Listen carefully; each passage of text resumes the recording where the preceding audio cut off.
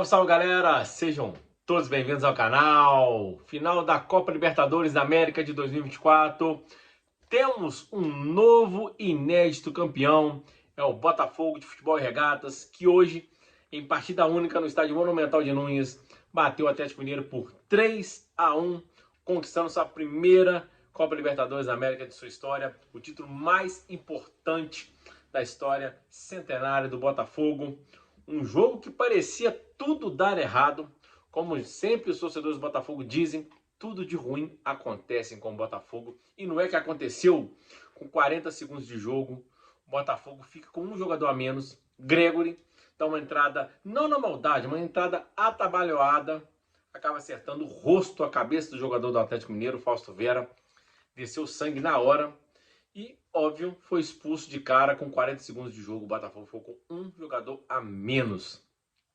E o Atlético Mineiro, tendo praticamente 90 minutos mais os acréscimos do primeiro e do segundo tempo, com um jogador a mais, tudo que se encaminhava. Pô, o Atlético Mineiro vai vencer o Botafogo, porque o Botafogo jogou uma decisão no meio de semana contra o Palmeiras. Na casa do Palmeiras, venceu por 3-1. E hoje tudo leva a crer, pô, não vai aguentar a pressão. O Atlético Mineiro vai para cima, vai tirar um zagueiro, vai colocar mais um meia ou um atacante, vai para cima. E o Botafogo vai ficar encurralado, vai se defender até levar o gol.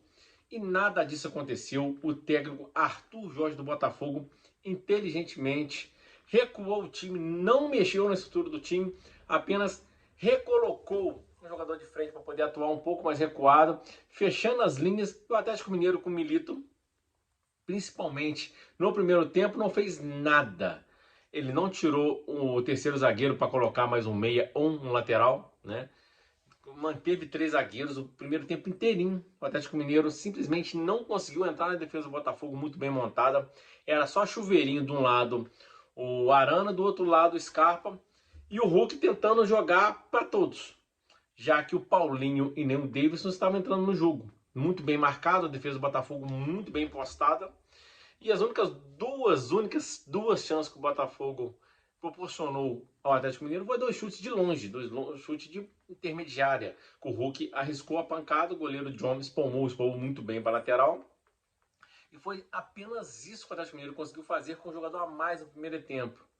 E, quanto à partida, o Botafogo muito bem organizado, só saía na boa porque, na altura do campeonato, o time cansado de jogar na quarta-feira, viajou às vésperas para a Argentina, teve uma decisão contra o Palmeiras, o time estava cansado, mas o time titular, o mesmo que enfrentou o Palmeiras, o time recuado, esperando uma brecha para contra-atacar.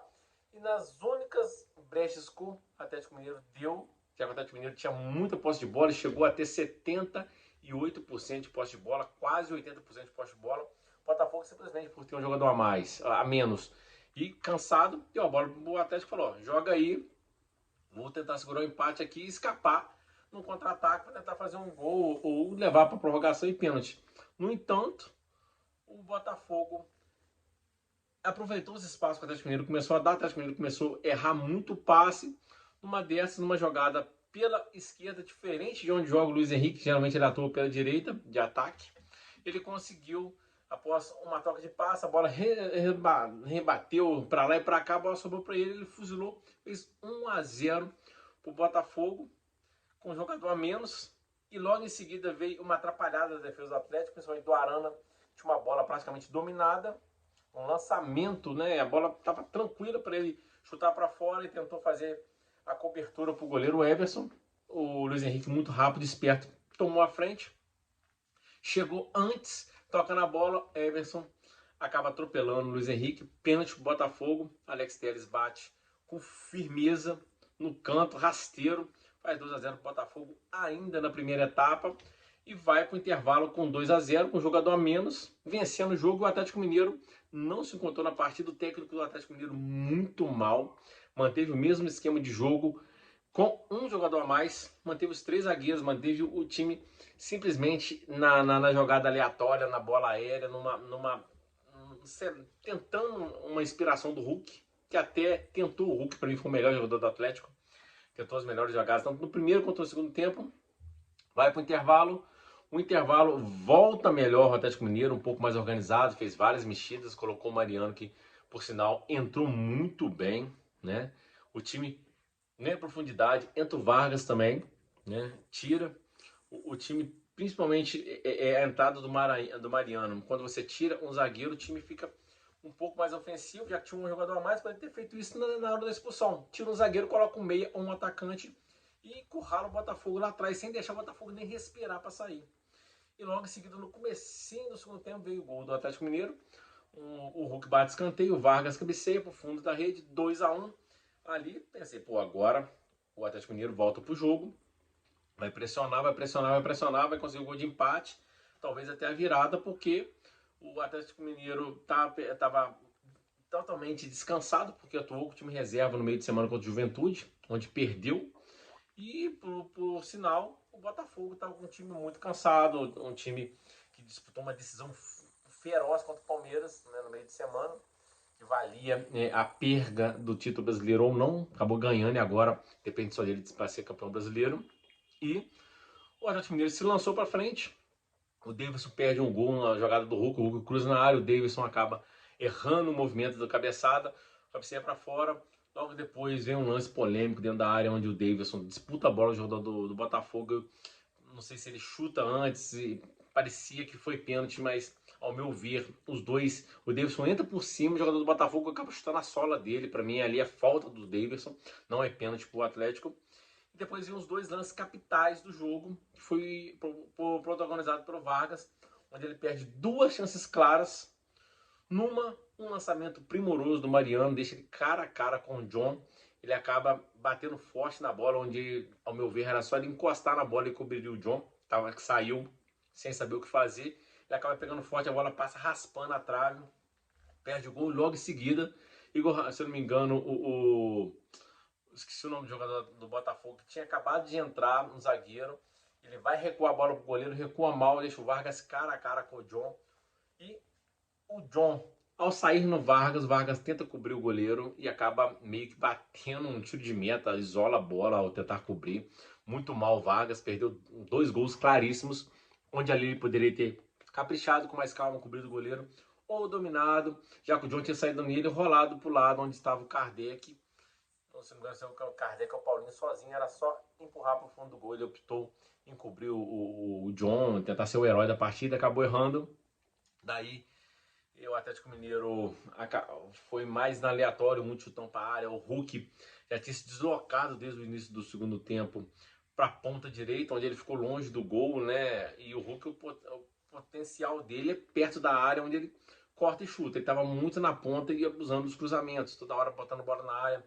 Para mim foi o melhor jogador do Atlético, apesar de ter jogado sozinho, com o Davidson, o Scarpa, o Paulinho não ajudou, muito maus, principalmente o Scarpa. Scarpa também jogando fora de posição também, não tem como render. E o Botafogo depois faz algumas substituições para colocar sangue novo. Tira o Luiz Henrique, tira o Almada, tira o Igor Jesus, tira o Savarino, coloca Júnior Santos, coloca jogadores para poder tentar marcar, segurar o 2-1. E numa dessas o Júnior Santos conseguiu escapar em duas oportunidades. Uma ele driblou, perdeu a bola. Na segunda ele dribla, cruza para a área do Atlético Mineiro, vai tirar já nos acréscimos, acaba ajeitando para ele, se engoleram.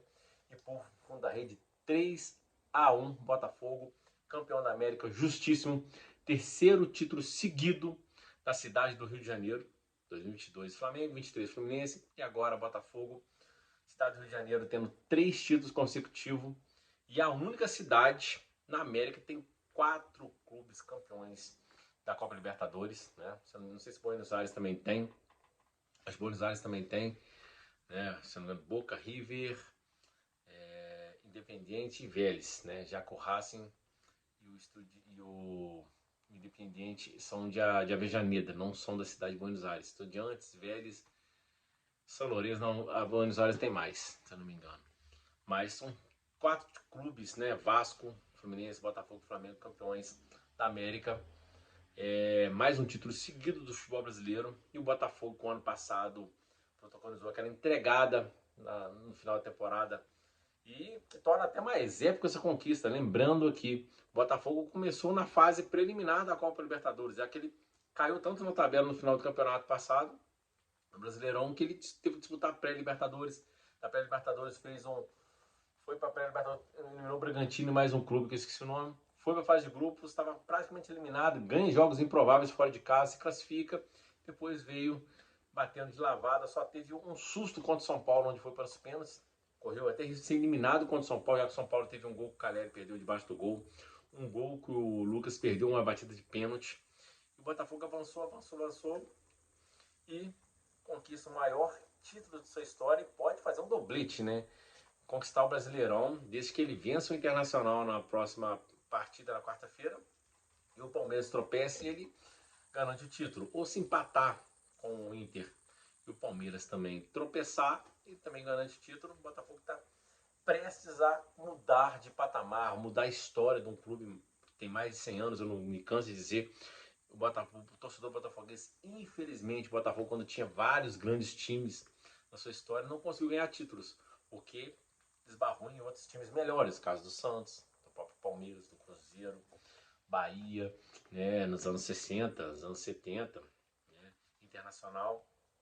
E o Botafogo não conseguiu conquistar os títulos que agora, depois de muitos anos, o último grande título do Botafogo foi em 95, e hoje conquista a América, né? Quase 30 anos desde seu grande título, 29 anos depois, o Botafogo conquista a América, após o Brasileirão de 95. Primeiro título gigantesco do Botafogo após 95. E agora tem vários títulos para disputar. Tem Mundial de Clubes no final do ano. Tem Super Mundial no meio do ano que vem. Tem Recopa Sul-Americana contra o Racing. Tem o desafio contra o campeão da América do Norte, que é o Pachuca do México. Ou seja, o Botafogo está mudando de patamar, está começando uma nova era no clube. Um clube que até pouco tempo todo mundo zoava que era apenas um bairro, era um clube apenas tradicional. Se começar a enfileirar títulos, vai se sentar à mesa com os gigantes. É um grande clube, né, do futebol brasileiro, um clube tradicionalista, mas que não tinha títulos grandes. Só tinha o Brasileirão em 95 e a Taça Brasil de 68, que depois foi virar Brasileirão, e a Copa Comembol, que era a terceira divisão da América, de 93. Ou seja, o título de hoje começa a mudar a história do Botafogo dentro do cenário nacional e internacional. Um título importantíssimo. Jogadores como Savarino, Almada, Luiz Henrique, Igor Jesus, Barbosa, John, né, Teles. Cara, muito jogador bom. Né? Gregory foi expulso, mas um excelente jogador. O técnico muito bom, Arthur Jorge, tem praticamente seu DNA nesse título, porque foi um cara que, mesmo nos momentos mais difíceis, foi aqueles tropeços contra Criciúma, Cuiabá, Vitória, ele manteve a calma do time. Hoje, com o jogador a menos, não mexeu, não foi atabalhoado, não foi apavorado, não mexeu na estrutura do time, apenas recuou o time e sabia que tinha jogadores rápidos, que era o caso do Luiz Henrique, Almada, Savarino, que poderiam aproveitar, né, um contra-ataque. Sai campeão, merecidíssimo. Parabéns ao Botafogo de Futebol Regatas pelo seu primeiro título da Copa Libertadores da América. E que provavelmente essa semana, se tudo der certo, tudo caminhar certo, conquistará também o Brasileirão, igualando o feito de Flamengo em 2019 e do Santos em 62, 63, se eu não me engano. É isso aí, um abraço, parabéns ao Botafogo de Futebol Regatas pelo título da América.